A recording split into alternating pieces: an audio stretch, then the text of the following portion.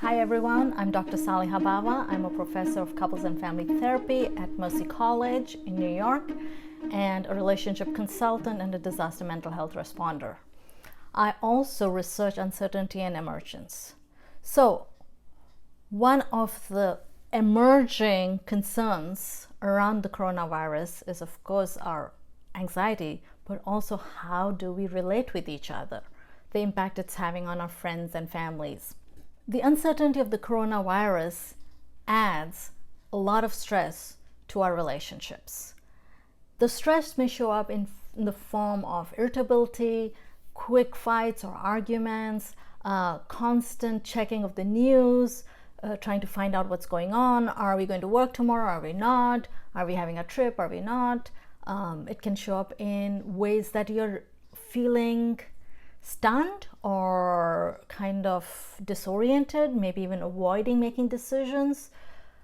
And of course, the biggest of all, that constant sense of uncertainty that feels like anxiety.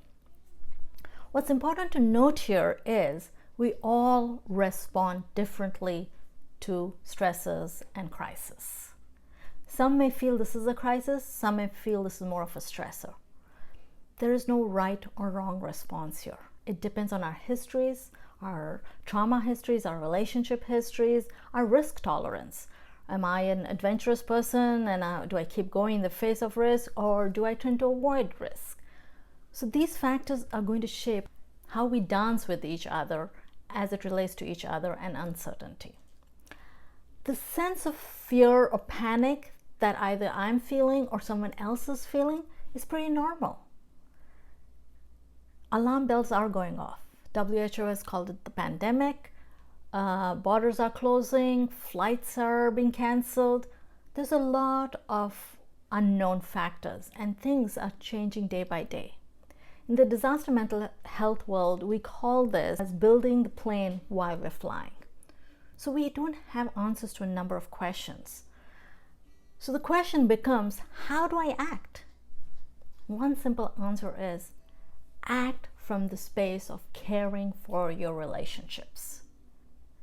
When we are feeling that panic or anxiety, it may be coming from a place of caring for our relationship, but we have to consciously move out of that energy space and move into this other space where we center relationality or relationships. So what does that look like? How do we do it? One of the best ways is to talk with each other.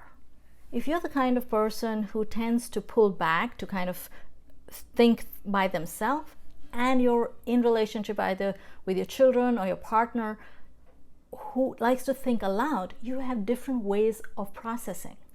So talk about that. Listen to each other. Be curious, how are they dealing with that stress? How is it impacting them? They're showing it how. Whether they're being irritable or avoidant or eating too much, they're showing it. But let them also be invited into a curious conversation with you.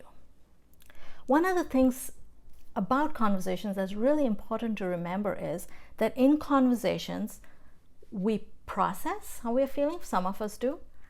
We are planning what are the next steps, what are the preventive measures, so on and so forth. And we're also deciding, should we take that trip, should we not? Should we cancel and stay at home or not?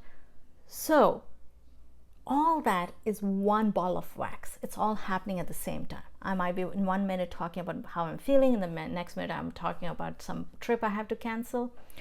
So think about how you might, as each of them being 3 separate buckets, even though they are interconnected, the feelings and processing as one bucket, planning as another bucket, and deciding your action steps is a third bucket.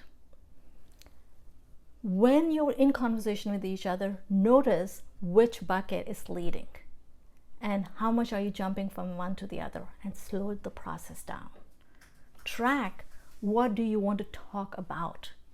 Maybe even just bookmarking and saying, let's just talk about how we're feeling today, or just let's talk about what's our decision.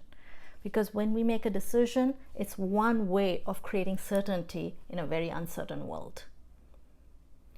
So, to sum up, notice how you respond differently to the crisis. Don't judge the difference. Be curious of the difference.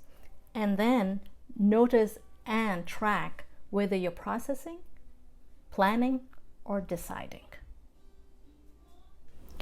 Share your questions, share your ideas, and share your practices, because it's in community with each other that we will be creating our responses. Thank you all, and stay tuned.